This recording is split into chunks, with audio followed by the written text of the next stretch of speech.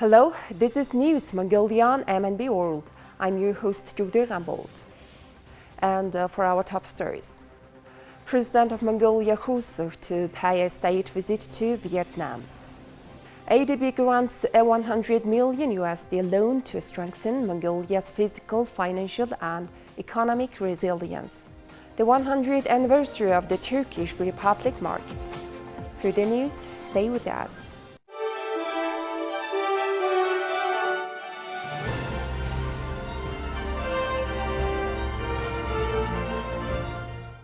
The President of Mongolia U.Khurelsukh is scheduled to pay a state visit to Vietnam on November 1st through 5th at the invitation of the President of the Socialist Republic of Vietnam, Vo Van Tung. The visit coincides with the 70th anniversary of diplomatic relations between Mongolia and the Socialist Republic of Vietnam. It also marks the first visit to Vietnam by the head of state of Mongolia since 2013. During the visit, President U.Khurelsukh will engage in official talks with President Vo Van Thuan and meet with Secretary General of the Communist Party of Vietnam, Nguyen Phu Trong. Prime Minister of Vietnam Pham Minh Chinh and Chairman of the National Assembly Vuong Dinh Hue will also meet with the President of Mongolia to discuss a wide range of international and regional cooperation matters. The Mongolian president plans to participate in the Mongolia-Vietnam Business Forum, where he will discuss trade, economic and investment issues. The Asian Development Bank has approved a $100 million loan to strengthen Mongolia's fiscal, financial and economic resilience, according to the ADB. Mongolia is vulnerable to volatility in commodity markets and other external shocks because of its dependence on mining revenue. The Strengthening Fiscal, Financial and Economic Resilience Program supports reforms to strengthen tax revenue mobilization, debt management, banking sector stability and the private sector's role in economic development. Mongolia's economy experiences repeated boom and bust cycles. The current growth trajectory is the third major expansionary economic cycle since 2008, underpinning the importance of implementing and accelerating structural reforms to build resilience. The program supports tax revenue growth through structural improvements in domestic tax administration and increased alignment with international tax treaties around profit shifting and the automatic exchange of information. Mongolia's debt sustainability will be enhanced through the introduction of a risk-based approach to debt management, the strengthening of local capital markets, and increased fiscal transparency. The program will also improve finance sector stability and resilience by boosting banking sector supervision and regulation, enhancing non-performing loan resolution, and promoting financial consumer protection. Institutional reforms will strengthen the upstream environment for private sector development through relevant legal reforms, support public-private partnerships, and enhance the Development Bank of Mongolia's performance. ADB was established in 1966. It is owned by 68 members, with 49 from the Asia-Pacific region. The Turkish embassy in Mongolia is marking the 100th anniversary of the Turkish Republic, established by the first President Mustafa Kemal Atatürk. The Turkish Republic introduced significant reforms, including the transition to a Western-facing secular republic, the abolition of the caliphate, the replacement of Arabic script with the Roman alphabet, the granting of voting rights to women, and the adoption of European laws and codes. More than 6,000 Mongolians reside in the Republic of Turkey, and there has been a noticeable increase in tourism between the two countries in recent years. During the COVID-19 pandemic, Istanbul was a prominent transit hub for Mongolians traveling to Europe. Over the years, Turkey and Mongolia have built a rich history of connections, and I've had the privilege of witnessing our countries grow closer in recent decades. It warms my heart to see that Mongolia sees Turkey as one of its special third neighbors. I truly hope our partnership will continue to blossom into a strong and strategic alliance. Turkish Airlines operates 3 weekly flights between Ulaanbaatar and Istanbul to boost tourism. Turkish authorities plan to host the Mongolia-Turkey Tourism and Business Forum, and a high-ranking Turkish delegation is set to pay an official visit to Mongolia in 2024. As a member of parliament, I believe that nurturing strong inter-parliamentary bonds not only supports the government's efforts, but also paves the way for meaningful exchanges between people. This can foster positive connections at the grassroots level. Diplomatic relations between Mongolia and Turkey were established in 1969, the Embassy of Mongolia was established in Istanbul in 1997, and the Turkish Embassy in Mongolia began operations in 1996. Trade turnover between the two countries stands at $100 million, indicating growing economic relations. Now here comes currency exchange rates provided by the Central Bank of Mongolia.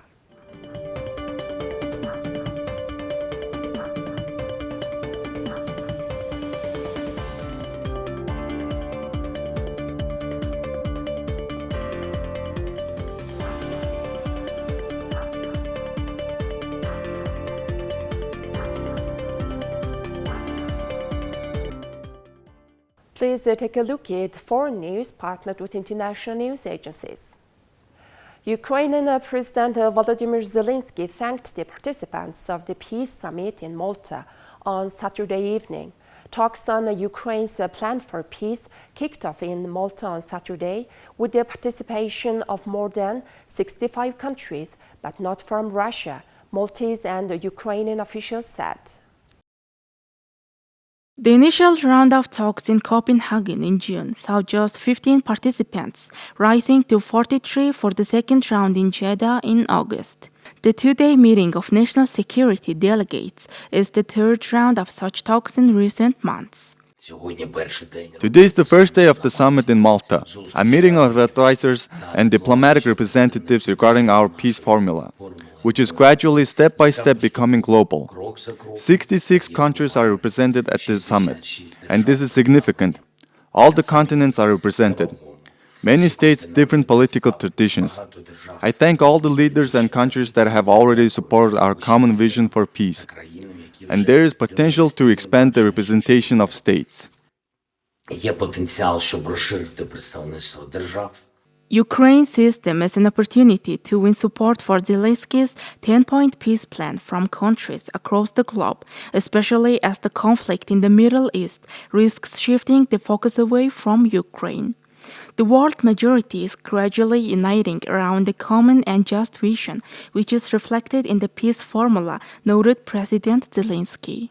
Once a week, Ukrainian parents bring their children affected by the war to a community center in the capital, Kyiv, where they can overcome their traumas with the help of two special friends. Chelsea and Nika, two therapy dogs that are always calm and reassuring, offer comfort to children affected by the war.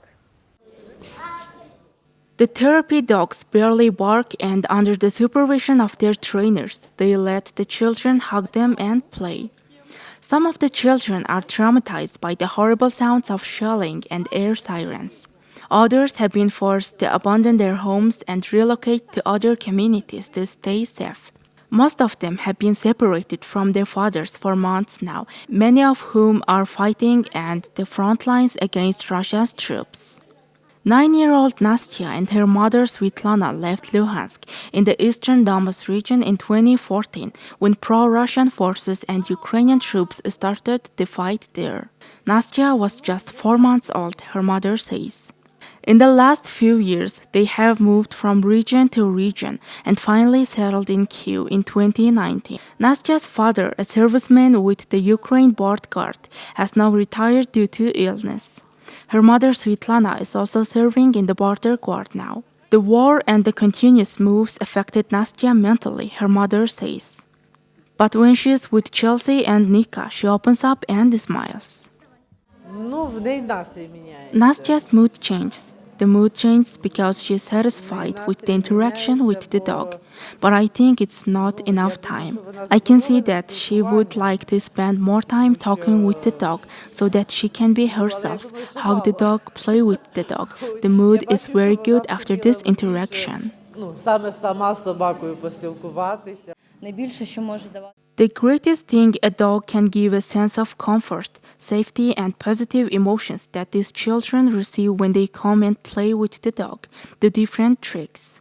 The dog doesn't judge them in any way. It doesn't look at how they look or what they do, whether it's right or wrong. It never judges them.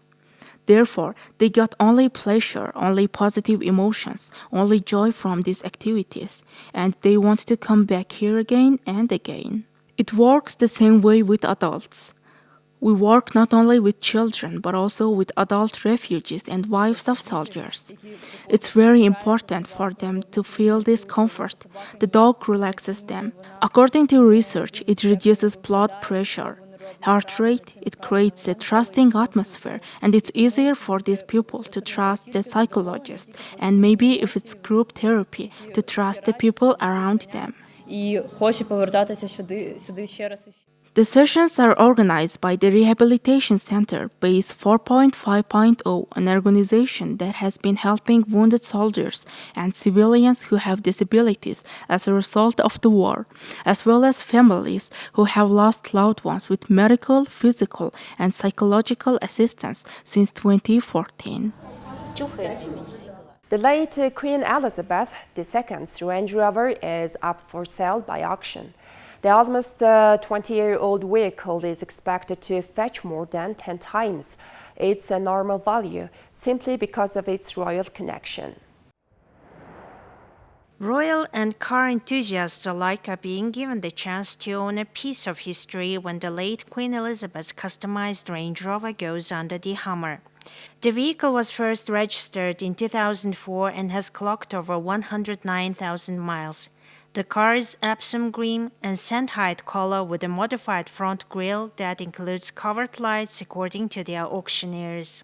2004 Range Rover Vogue, obviously previously owned by Her Majesty the Queen, ordered with various modifications, simple things such as grab handles to the rear to enable her to get in and out easier, as she didn't like being helped, so they were put in for her benefit. The colour was a colour of choice for the royal family. Side steps were also another addition for her specification. Rear switchgear in the back, privacy glass. There were also lights built into the front, covert lights for security reasons. But generally, mechanically, all original and as it would have left the factory. The Range Rover also includes the required switchback front and rear seat covers, a dog guard, and a load space mat. The vehicle's royal connection was only discovered after the new owner did some digging around the car's history. Value is very difficult with something like this. I would think a 2004 Range Rover you would pick up for a few £1,000s. The price wouldn't be a great amount. I would think certainly way under £10,000. But the provenance and the history behind it gets people involved. They love the intrigue, and the value could grow considerably. We'll find out on the day. We've put a guide price on of £50,000 to £60,000, but it is a guide. That's only an opinion, and we'll see. Smalley hopes the car's unique royal connection will attract a large number of potential buyers. The former car of the Queen is expected to sell for 60,000 Great Britain pounds or $63,000 US once the auction goes live on Saturday, 11th of November. Well, that's all for today. Thank you for staying tuned. We'll see you next time with more news and updates. Have a nice day.